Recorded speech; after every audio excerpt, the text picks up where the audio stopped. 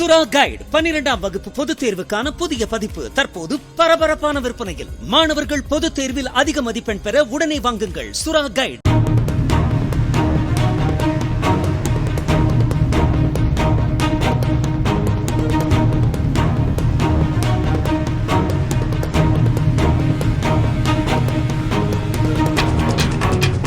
திருவெண்ணைநல்லூர் அருகே மது அருந்துவதற்கு பணம் தர மறுத்த தந்தையை கத்தியால் குத்தி கொலை செய்ததாக கூறப்படும் மகனை போலீசார் கைது செய்தனர். 2 குழந்தைகளுக்கு தந்தையான ஆனந்த்குமார் மதுவிற்கு அடிமையாகி ஒழுங்காக வேலைக்கு செல்லாததால் மனைவி அவரை விட்டு பிரிந்து சென்றதாக தெரிகிறது.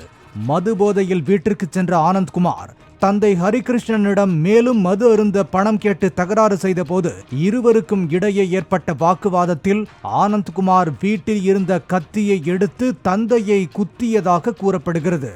படுகாயமடைந்த ஹரிகிருஷ்ணன் மருத்துவமனை அழைத்துச் செல்லும் வழியில் உயிரிழந்தார்.